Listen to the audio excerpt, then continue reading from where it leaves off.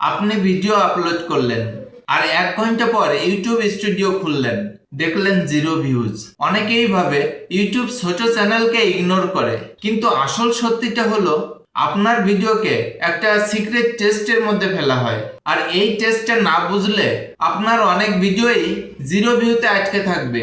নতুন ক্রিয়েটরদের একটা common misunderstanding আছে। তারা ভাবে আমার চ্যানেল ছোট, তাই ইউটিউব আমার ভিডিওকে পুশ করছে না। কিন্তু বাস্তবে ইউটিউবের প্রত্যেকটা ভিডিওকেই একটা ছোট্ট পরীক্ষা দিতে হয়। এই পরীক্ষাতে মূলত দুটো জিনিস দেখা হয়: মানুষ ভিডিওতে ক্লিক করছে কিনা, মানুষ ভিডিওটা দেখছে কিনা। যদি এই দুইটা সিগন্যাল উইক হয়, ইউটিউব ধীরে ধীরে ভিডিওটা থামিয়ে দেয়। আজকের ভিডিওতে আমি খুব সহজ করে দেখাবো এই অ্যালগোরিদম টেস্ট ফেজটা আসলে কি, আর কেনই বা অনেক ভিডিও ঠিক শুরুতেই থেমে যায়। আর তারপর আমি এমন একটা বিষয় বলবো যেটা বেশিরভাগ নিউ ক্রিয়েটররা তো একেবারেই বুঝতে পারে না। ইউটিউব প্রথমে ছোট্ট একটা অডিয়েন্স দিয়ে টেস্ট করে। ইউটিউবে কোনো ভিডিও আপলোড হলেই তা সবার কাছে দেখায় না। প্রথমে এটা একটা ছোট্ট টেস্ট অডিয়েন্সের কাছে পাঠায়। মনে করুন 100 বা 200 জন মানুষের সামনে আপনার ভিডিওটা দেখানো হলো। এটা হতে পারে সার্চ রেজাল্ট, হোম পেজ অথবা রিকমেন্ডেশনে। এখন ইউটিউব এখানে খুব সিম্পল একটা প্রশ্ন করে: মানুষ কি এই ভিডিওতে ক্লিক করছে? যদি মানুষ থাম্বনেল দেখে ক্লিকই না করে, তাহলে ইউটিউব ধরে নেয় এই ভিডিওটা খুব একটা ইন্টারেস্টিং না। ধরুন আপনার ভিডিওটা 200 জন মানুষের সামনে গেল, কিন্তু মাত্র 3-4 জন ক্লিক করলো।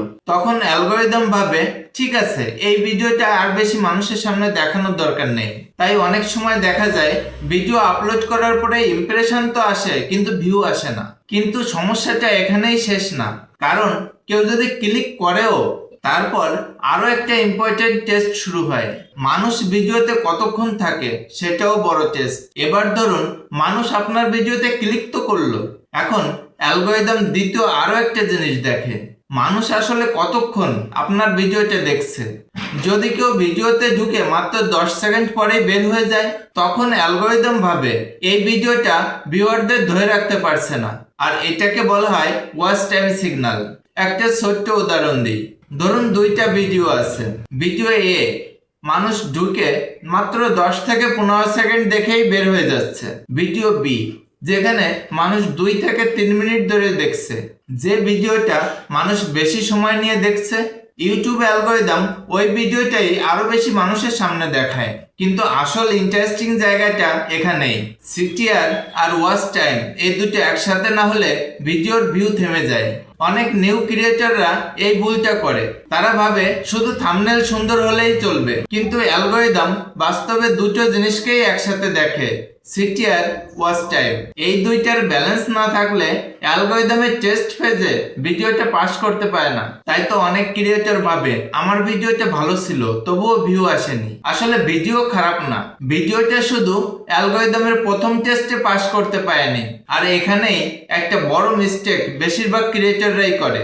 যদি আপনার ভিডিওটিও আপলোড করার পরে 0 ভিউ দেখা যায়, মনে রাখবেন এটা অনেক সময় অ্যালগোরিদমের টেস্ট ফেজ মাত্র।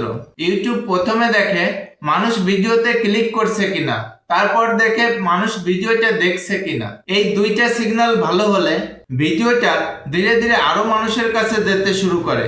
কিন্তু নতুন ক্রিয়েটরদের আরো একটা বড় ভুল আছে, যেটা এই দুইটা সিগন্যাল একেবারেই নষ্ট করে দেয়। আমি এই ভুলটা নিয়ে আলাদা একটা ভিডিও বানিয়েছি।